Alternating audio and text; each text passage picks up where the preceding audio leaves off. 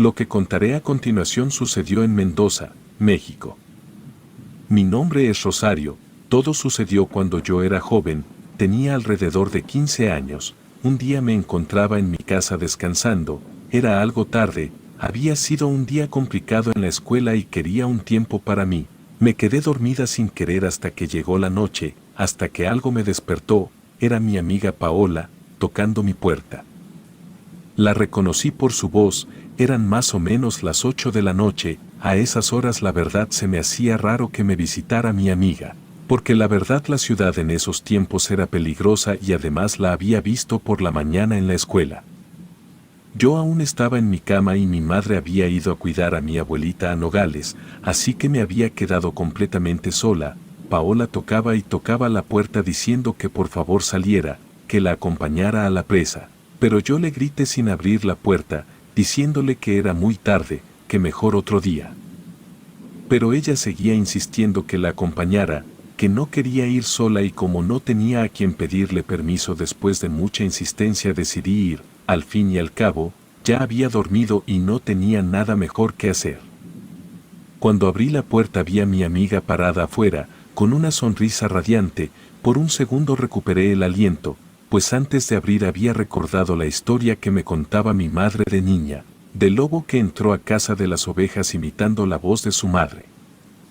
Mi casa estaba a unas 10 cuadras de la presa, era muy fácil llegar, además las noches en Mendoza son muy bonitas, porque toda la ciudad está rodeada de montañas enormes y hermosas. A pesar de que nuestro lugar de destino estaba muy cerca de mi casa, tuvimos que tomar otro camino, porque un accidente había cerrado el paso, el camino era mucho más largo y estaba algo solo, era pura terracería. Mi amiga y yo caminamos mientras platicábamos y reíamos recordando días anteriores en la escuela, además ya casi iba a ser su fiesta de 15 años, que es una celebración muy famosa aquí en México y le hice muchas preguntas sobre eso. Mientras más caminábamos las calles se me iban haciendo un poco más extrañas, sentía como si hubiera algo extraño en el aire, pero no sabía qué era, de pronto ya no había gente en las calles y bueno, tenía sentido, porque como dije la ciudad era algo peligrosa y la gente ya no salía a esas horas. Por eso en cierto modo también estaba mal que estuviéramos caminando solas por ahí, cabe mencionar que yo nunca había pasado por ahí, nunca había tenido la necesidad. Siempre que salía cerca caminaba por la calle principal y cuando iba hasta Orizaba prefería tomar el autobús. Después de lo que a mí me pareció una eternidad aún no llegábamos, le pregunté a mi amiga Paola que si estaba segura de que habíamos tomado el camino correcto y ella me dijo que sí, que seguro llegaríamos en unos minutos, pero ya eran más de 9:30 de la noche y me estaba poniendo de malas. No se veía ni un alma por ahí. El camino estaba muy feo y mis zapatos ya estaban llenos de tierra, ya estaba harta y le dije a mi amiga que mejor nos regresáramos, pero ella me dijo que en 5 minutos estaba segura de que llegaríamos. No había luz por ahí, porque no había ni una sola casa, solo nos alumbraba la luz de la luna, no sé cuánto tiempo pasó hasta que vimos algo a lo lejos, era un lugar del que desprendía una fuerte luz, parecía ser una iglesia muy grande. Me sorprendió ver que entre tanta penumbra y soledad hubiera un lugar así, además jamás había escuchado que hubiera otra iglesia por ahí y menos tan grande. Mi amiga Paola se quedó igual de sorprendida que yo, me dijo que fuéramos, que ahí podíamos preguntar si faltaba mucho para llegar a la presa y me di cuenta entonces de que nunca había sabido cómo llegar. Me enojé mucho y le reclamé, pero ya no había nada que hacer. Acepté que fuéramos a la iglesia a ver si encontrábamos a alguien conocido. Cuando llegamos a esa iglesia la luz de adentro nos deslumbró, el portón me pareció particularmente extraño. Era un portón más grande de lo habitual, diferente al de las iglesias que había visto antes. Entramos porque estábamos ya muy desesperadas y nos dimos cuenta de que había misa, el lugar estaba completamente lleno, pero las personas que estaban ahí, estaban completamente cubiertas por túnicas blancas, no podíamos ver sus rostros ni el del Padre. La atmósfera dentro de la iglesia era espeluznante, las personas en las túnicas blancas se arrodillaban en silencio, sin hacer ningún sonido, el Padre estaba en el altar, pero su rostro estaba oculto bajo una capucha. A pesar de la extrañeza del lugar, decidimos acercarnos y preguntar cómo llegar a la presa o a algún lugar cercano a casa. Ya no toleraba estar perdida. Le dije a Paola que camináramos por las orillas para no molestar a la gente o interrumpir, pero justo cuando íbamos caminando, se escuchó la voz del padre decir nuestros nombres y que por favor tomáramos asiento, que la misa estaba a punto de comenzar. La voz del sacerdote se escuchaba muy rara, era áspera y rasposa, sinceramente daba miedo y por esa razón hicimos caso, tomamos asiento en la parte de atrás de la iglesia. Al fin y al cabo el padre tenía razón, mi familia siempre me había inculcado el respeto por mis mayores y más aún el respeto por los templos sagrados. Ya era muy tarde, de eso estaba segura, el tiempo nos estaba consumiendo y sabía que sería muy complicado llegar a algún lugar conocido, además de peligroso, pero tenía fe en que el sacerdote podría ayudarnos al finalizar la misa. Escuchamos con atención las palabras en misa, pero poco a poco me di cuenta de que en realidad nada tenía sentido en ese lugar, porque nunca había escuchado esos rezos, ni mucho menos había leído algo parecido a lo que estaba diciendo el padre e incluso los cantos sonaban aterradores y decían cosas muy feas. La tensión en la iglesia aumentaba a medida que la misa avanzaba, las túnicas blancas que cubrían a los fieles parecían cada vez más opresivas y su silencio se volvía inquietante, los cantos continuaban, pero sus letras eran oscuras y perturbadoras. Paola y yo nos mirábamos con preocupación, sintiendo que algo estaba muy mal en ese lugar. El padre, con su rostro oculto bajo la capucha, comenzó a hablar en un idioma que no comprendíamos y sus palabras resonaban de manera siniestra en la iglesia. La vela que iluminaba el altar parpadeaba de manera errática, creando sombras en las paredes de la iglesia. El aire se volvía más pesado con cada minuto que pasaba, como si una presencia invisible se cerrara sobre nosotros. De verdad quería largarme de ahí, tenía mucho miedo, sabía que eso no era normal y mi amiga también, la verdad estaba furiosa con ella por haberme llevado por ese camino, temía por nuestra seguridad y podría decir que por nuestras almas, no sabía qué estaba pasando, pero definitivamente no era nada bueno. La gente seguía los rezos del sacerdote y en ese momento aproveché para decirle a mi amiga que debíamos irnos, escabullirnos de ahí como pudiéramos cuando esas personas estuvieran distraídas. Pero entonces la voz del padre dijo nuestros nombres y dijo que por favor guardáramos silencio, que de cualquier manera no podríamos irnos de ahí hasta que la misa a su querido Satanás acabara. En ese instante sentía que el alma se me salía del cuerpo, no podía creer lo que estaba escuchando y mi amiga tampoco, me tomó del brazo y su mano temblaba. A pesar de nuestro miedo, tratamos de mantener la calma y pensar en una estrategia para escapar de ese lugar maldito, no podíamos ponernos a gritar o intentar huir de forma inmediata, sabíamos que si hacíamos eso nos podría suceder algo horrible. Pero nuestras esperanzas se desvanecieron cuando el padre anunció que la misa estaba llegando a su clímax y que debíamos participar en una ceremonia especial. Nos ordenó que nos levantáramos y nos uniéramos al resto de los fieles en el centro de la iglesia, nuestras piernas temblaban mientras avanzábamos hacia el altar y una profunda sensación de fatalidad se apoderó de nosotras. El sacerdote nos entregó túnicas blancas idénticas a las de los otros fieles y nos obligó a ponerlas, diciendo que si no lo hacíamos, nosotras seríamos el sacrificio para su Señor. Nos resistimos con todas nuestras fuerzas, pero sus seguidores nos rodearon y nos forzaron a vestirnos con esas túnicas heladas. Era como si estuviéramos sellando nuestro destino en ese momento y nuestros corazones latían muy rápido por el miedo, sabíamos que nos convertíamos en parte de la macabra congregación. No podíamos ver el rostro del padre ni el de las demás personas, estaban escondidos bajo esas capuchas y la verdad no queríamos descubrir qué había debajo. El sacerdote continuó con el ritual, que se volvía cada vez más oscuro y retorcido, nos hizo tomar una extraña bebida negra de un cáliz dorado, que tenía un sabor amargo y nauseabundo. Era como si estuviéramos tomando algo podrido, definitivamente estábamos dentro de una pesadilla y ansiaba poder despertar. No había manera de que todo eso fuera real. La ceremonia alcanzó su punto máximo cuando el sacerdote comenzó a cantar en un lenguaje incomprensible y las velas en el altar se apagaron repentinamente, la iglesia se sumió en la oscuridad total, y en medio de la negrura, comenzamos a escuchar susurros y risas siniestras que parecían provenir de todas partes a la vez. Quería huir, salir corriendo de ahí, estaba completamente arrepentida de estar ahí. En ese momento hubiera preferido estar afuera en plena oscuridad y perdida, que estar en ese lugar endemoniado. Por un momento pensé que quizás jamás saldríamos de ahí, que nos quedaríamos eternamente en esa misa al diablo. De cualquier manera, hasta el día de hoy pienso que ya estamos condenadas, por tomar lo que nos ofreció el Padre y por estar en una ceremonia en donde el anfitrión era el mismísimo Lucifer. Mi amiga Paola comenzó a llorar del miedo. Yo le dije que por favor se tranquilizara, porque si el Padre la escuchaba nos mataría y seríamos el sacrificio humano para el diablo. Paola trató de calmarse y comenzó a modular su respiración. Ambas teníamos la firme idea de que saldríamos de ahí de algún modo. Pero de un momento a otro las personas se formaron para recibir la sangre de su venerado demonio y entonces Paola y yo nos dimos cuenta de que esas personas estaban levitando.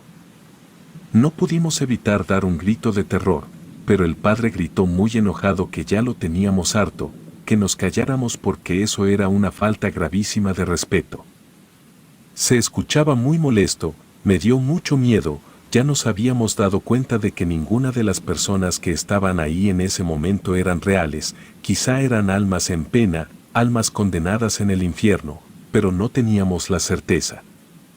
Después de un buen rato que me pareció una eternidad, por fin escuchamos que el Padre dijo que ya había concluido la misa y que podíamos marcharnos en paz, pero era mentira.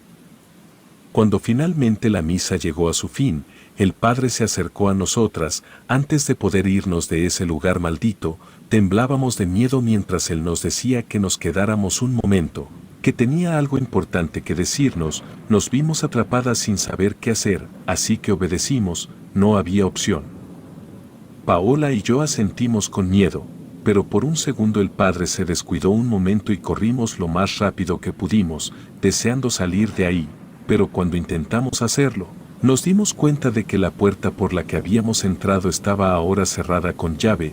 Nos sentimos atrapadas en la iglesia. La claustrofobia y el terror se apoderó de nosotras. El sacerdote se quitó la capucha que cubría su rostro y atrás de él estaban las personas de túnicas blancas, quien al mismo tiempo se descubrieron el rostro. Sus rostros eran horribles, tenían agujas en los ojos y la piel quemada, su sonrisa se formaba por clavos oxidados, llenos de sangre. Aún no puedo creer que no me desmayara al ver eso, aunque hasta el día de hoy esa horrible experiencia me dejó traumada. El sacerdote nos miró con sus horribles ojos y una sonrisa macabra se formó en su rostro y nos dijo que debíamos quedarnos con ellos, que ahora éramos parte de su congregación. Intentamos resistirnos, pero nos rodearon los fieles en túnicas blancas, con ojos llenos de agujas. Incluso pude sentir sus manos frías que nos sujetaron con fuerza. La noche se volvió aún más oscura y aterradora cuando el sacerdote comenzó a gritar nuestros nombres y a cantar algo muy feo, que hablaba de muerte y sacrificios. Los cantos se volvieron más estridentes y la atmósfera se llenó del mal disfrazado. Paola y yo luchamos desesperadamente por liberarnos, pero estábamos rodeadas y superadas en número. Gritamos y lloramos, pero nuestros gritos se ahogaron en la oscuridad de la iglesia. No sabemos cuánto tiempo pasó en ese lugar infernal, pero finalmente en un momento de confusión, logramos escapar de las garras de los fieles. Corrimos a toda velocidad hacia la puerta. Paola comenzó a pedirle a Dios que nos ayudara a salir de ahí y la puerta se abrió de par en par, entrando muchísimo aire que hizo gritar a esos seres demoníacos. Nunca miramos atrás mientras huíamos de esa iglesia maldita. Corrimos por el oscuro camino, sintiendo que algo nos perseguía. Susurros inhumanos resonaban en nuestros oídos. Fue lo más aterrador que he sentido en la vida. Sentía que el corazón se me salía del pecho y no iba a cantar victoria hasta que estuviéramos a salvo en casa. Finalmente, después de un buen rato corriendo sin parar, ni siquiera sentíamos el cansancio, hasta que por fin llegamos a mi casa. Nos encerramos con llave en la casa, a mi amiga no le importó llegar a la suya, era muy tarde y era claro que no se iba a arriesgar yéndose sola en medio de la oscuridad, porque cabía la posibilidad de que se encontrara cara a cara con el sacerdote y sus fieles. Tomamos un té caliente y ninguna de las dos podía decir ni una palabra, haber vivido esa horrible experiencia nos había dejado en shock. Nos acostamos en mi cama, tratamos de dormir, pero el miedo no nos dejaba. Y menos cuando escuchamos a alguien caminar afuera y después a un grupo de personas decir nuestros nombres al mismo tiempo. Mi amiga Paola me abrazó muy fuerte y me dijo que jamás nos dejarían en paz. Pero yo le dije que había escuchado alguna vez que si tú no das permiso a las entidades malignas de que entren en tu hogar, nunca podrán hacerlo. Eso tranquilizó un poco a mi amiga, pero después se quedó pensando en que de cualquier modo esos seres malignos algún día nos encontrarían vulnerables y vendrían por nosotras. Un ruido muy fuerte interrumpió nuestra plática. Se había escuchado como si algo hubiera explotado afuera, nos dio mucho más miedo y sin tener muchas opciones tuvimos que asomarnos y nos dimos cuenta de que algo había provocado fuego. El padre estaba afuera con su túnica, gritándonos que nos quemaríamos vivas y cuando ardiéramos en el infierno podríamos asistir a otras misas para su señor el diablo. En ese momento deseé que mi madre estuviera en casa, finalmente los jóvenes nos sentimos más seguros cuando hay un adulto cerca. En fin, aún con el miedo recordé lo que había hecho mi amiga para salir de la iglesia anteriormente y le dije que rezáramos de nuevo. Cada palabra parecía enojar más y más al padre y su horrible rostro se desfiguraba de una manera asquerosa y espantosa, comenzó a gritar, nos maldijo y dijo que algún día volvería por nosotros, que habíamos tenido mala suerte al encontrarnos con la iglesia de Lucifer. El fuego se extinguió y el padre desapareció en la oscuridad, mi amiga Paola y yo nos abrazamos y volvimos a entrar, ninguna mencionó nada, pues en el fondo sabíamos que era posible que en unos días, meses o incluso años ese ser maligno iría por nosotras.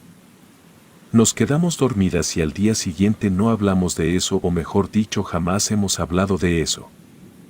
Porque desde esa noche, nunca volvimos a ser las mismas, las pesadillas nos atormentaron durante semanas y el miedo a la iglesia de las túnicas blancas nunca desapareció, nunca supimos quiénes eran esas personas, ni qué oscuro culto seguían, pero juramos nunca hablar de lo que vivimos ahí, temiendo que la maldición aún pudiera alcanzarnos. Actualmente vivo en Puebla y la verdad con el paso de los años esos horribles recuerdos se fueron enterrando más y más profundamente en mi cabeza, incluso ya ni me acordaba. A veces nuestra mente bloquea algunos sucesos por el trauma que generaron en algún momento, pero esos recuerdos nunca se guardan para siempre. Todo esto lo cuento, porque temo por mi seguridad, ya que hace unos días mientras intentaba dormir a mi bebé escuché sonidos extraños afuera de mi casa, muchas personas susurrando algo parecido a un rezo. No quería asomarme, pero le dije a mi esposo que me acompañara, quería cerciorarme de que no estaba loca. Cuando nos asomamos por la ventana vi al sacerdote sonriéndome de oreja a oreja y todos sus fieles con túnicas blancas atrás de él, tenía una cruz invertida en su mano. Tenía años que no había tenido tanto miedo, ni siquiera en mis recuerdos. Di un grito horrorizada y mi esposo me dijo que me calmara, me preguntó que por qué había gritado y en ese momento me di cuenta de que él no había visto a esos espectros y solo yo podía verlos. Inmediatamente traté de conseguir el número de mi amiga Paola y después de preguntar a medio mundo en Mendoza me lo dieron, la verdad tenía muchísimo tiempo que no la veía ni sabía nada de ella. Llamé y me contestó su madre, le dije que necesitaba hablar con Paola, pero ella me dijo que su hija tenía 3 días desaparecida, ya la habían buscado como locos y nada. Me dijo que era muy raro, porque la última vez que la vieron fue en su propia casa, antes de irse a dormir y desde ese momento ya no. No quería preocuparse, porque seguramente estaba con sus amigas o algún nuevo galán, pero yo sí me preocupé. Sentí como si me hubieran dado un golpe y lo primero que pensé fue que el padre satánico se la había llevado. He estado preocupada estos últimos días, por ella y por mí, No he podido dormir y cuando lo logro tengo horribles pesadillas, en donde el sacerdote con dientes de clavos me está comiendo viva. Espero que todo sea una casualidad, que Paola regrese a su casa y que a mí no me pase nada, porque no quiero dejar sola a mi pequeña hija.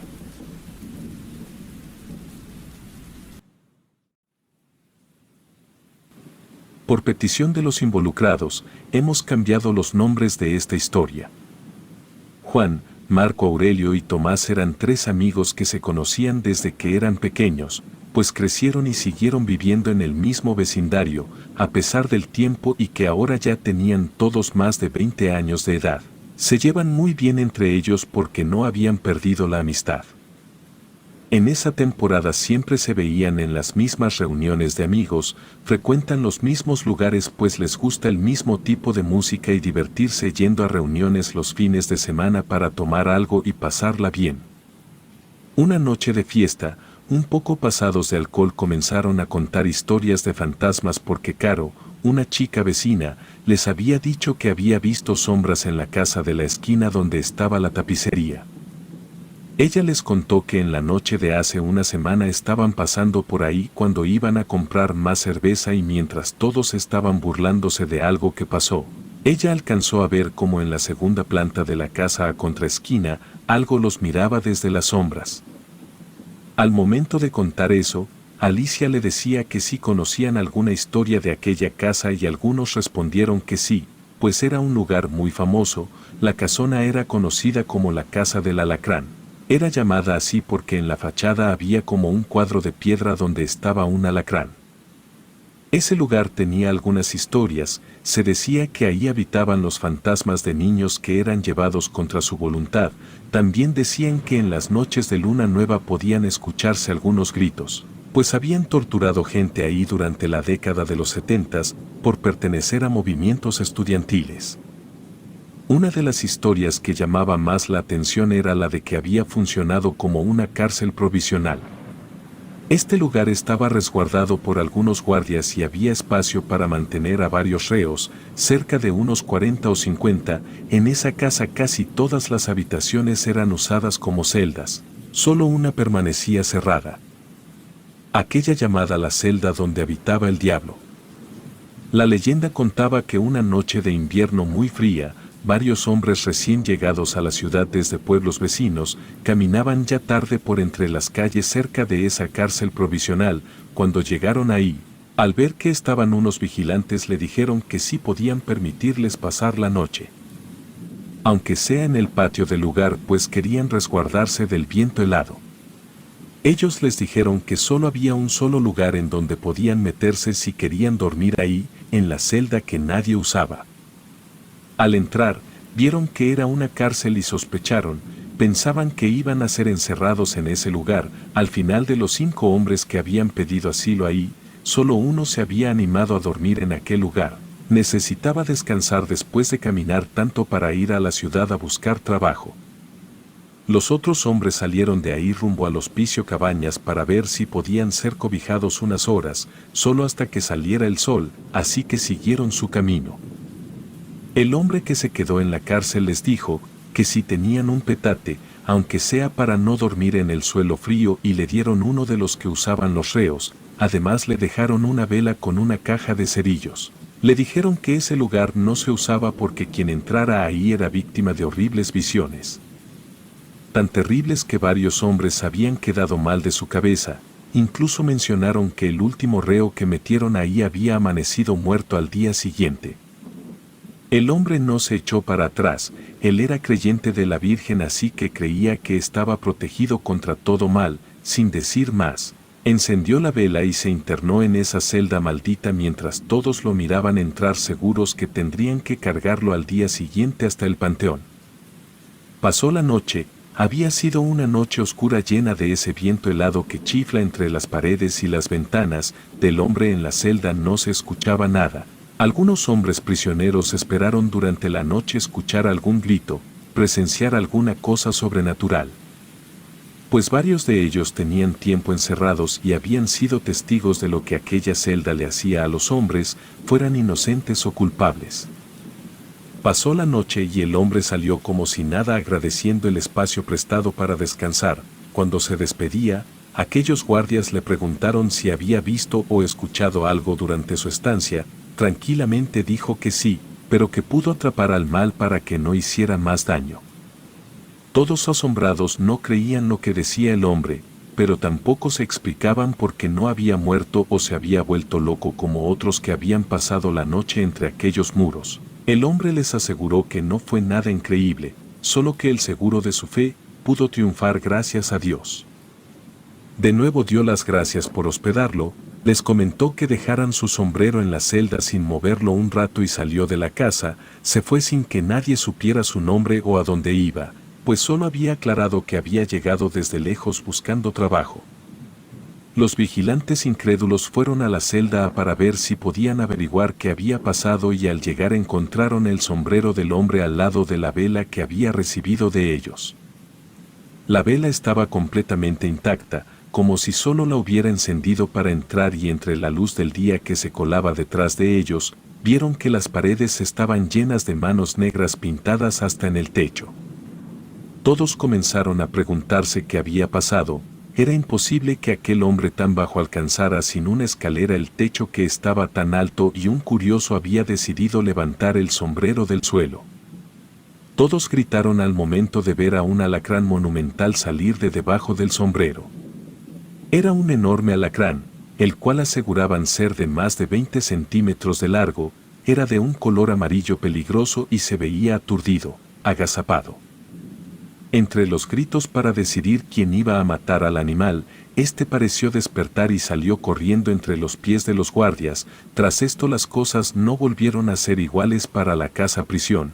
La desgracia se había apoderado de la finca, había pasado de mano en mano, pero todos terminaban vendiendo la casa por razones poco claras.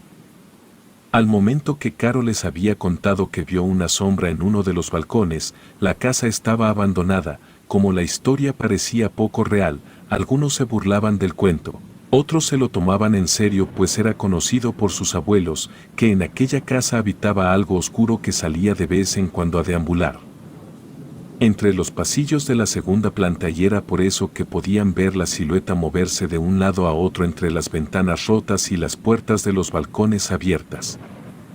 En ese momento, al calor de la fiesta y el alcohol, Tomás hizo una apuesta con los presentes. Dijo que él podía encontrar la forma de entrar a la casa, para grabar con su cámara para ver si realmente había un ente oscuro rondando la segunda planta. Acordaron que fuera el siguiente viernes para aprovechar el ruido de las fiestas y las trasnochadas de los vecinos y que no los escucharan al momento de entrar al lugar. Entre broma y broma se habían involucrado Juan y Marco. El primero quería acompañar a Tomás para que no fuera a hacer una tontería como siempre lo hacía, y el segundo gustaba de hacer exploraciones urbanas para visitar edificios abandonados. Como habían prometido, los involucrados en la apuesta habían llegado puntualmente a la 1 de la mañana afuera de la casa del alacrán. Uno de los que estaba seguro que no se iba a animar, sabía que las puertas estaban cerradas, así que había llevado una escalera, con la cual podrían subir hasta el balcón que tenía la puerta totalmente abierta y poder entrar a la casa. El grupo de amigos ya estaba tomando para entrar en ambiente. Pasó un rato en lo que se decidían a entrar a la casa o no, porque Caro estaba preocupada de que fueran arrestados por meterse a la casa sin permiso. Los demás la pintaban de santurrona por no permitirles a ellos que cumplieran con su apuesta, y si ellos no pagaban, ella tendría que pagar el dinero involucrado por no permitirles entrar. Tras una hora, aproximadamente, los tres chicos habían subido por la escalera corta, habían brincado al balcón adentrándose en la casa abandonada. Los otros habían quitado la escalera para disimular y la habían acostado al lado de un carro que estaba estacionado en la acera de enfrente. Esperarían una hora su regreso unas cuadras más abajo para no verse sospechosos. Luego regresarían a poner la escalera para que pudieran salir los tres. Una vez que entraron, Juan fue el primero en decir que ya se quería salir, o que mejor los esperaba en el cuarto por donde habían entrado, pues un escalofrío en la nuca no lo dejaba en paz. Juan creía en las almas en pena y les dijo que seguramente había alguna por ahí, pues no se sentía bien. tenía ese escalofrío continuo, además la sensación de mareo se había apoderado de él. Marco era al que menos le interesaba pensar en fantasmas, él quería saber cómo era la casa por dentro y no se iba a perder la oportunidad de explorar el lugar. Tomás intentaba llevar a Juan con ellos para que no se quedara solo, pues podía caerse o pasar por algo sin que lo vieran. Al final los tres comenzaron a deambular juntos por la casa, llevaban una cámara y 3 linternas, caminaban con cuidado porque la maleza salía de entre los adobes de la casa. Se dieron cuenta que era un lugar mucho más antiguo de cómo se veía en la fachada, que a pesar de estar descarapelada y garafateada daba una impresión de no tener más de 30 años de construida, pero por dentro parecía tener más de 70. Caminaron por los 2/3 de la parte superior, la luz se colaba por las 2 puertas de los balcones, estaba lleno de varias cosas que parecían ser arrojadas por las personas desde afuera. Había globos con agua sin reventar, también globos reventados, algo de basura, una llanta de bicicleta. Pero sobre todo se alcanzaba a observar restos de cera de veladora en el piso y eso era algo que no podían entender cómo había terminado ahí. Al pasar al espacio de las escaleras que los llevaría al primer piso, Tomás, que iba grabando todo con su pequeña cámara, les dijo que por un segundo había visto pasar algo oscuro por entre las luces de la linterna, cuando alumbraron escaleras abajo. Marco dijo que iba a bajar primero para ver si estaban seguras las escaleras y se encaminó sin darle tiempo a los otros dos de seguirlo. Tomás estaba siendo testigo de cómo su amigo Juan estaba temblando por el terror que sentía, pero no justificaba a que le tenía tanto miedo si parecía cualquier casa abandonada normal.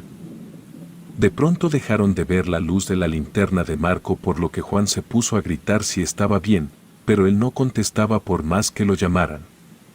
Tomás temió que algo hubiera pasado, pero no había indicio de lo que podía haber pasado porque no habían escuchado nada, ni un grito o palabra, tampoco cosas cayéndose o ruidos de golpes.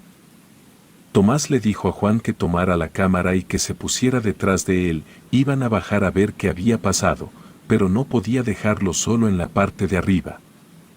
Iban bajando poco a poco con cautela y pasando la última parte de las escaleras, la luz con la que alumbrara a Tomás se apagó. Justo después de eso un sonido parecido al de un rugido los hizo gritar, subiendo deprisa hasta la mitad de la escalera, mientras se tropezaban por el terror.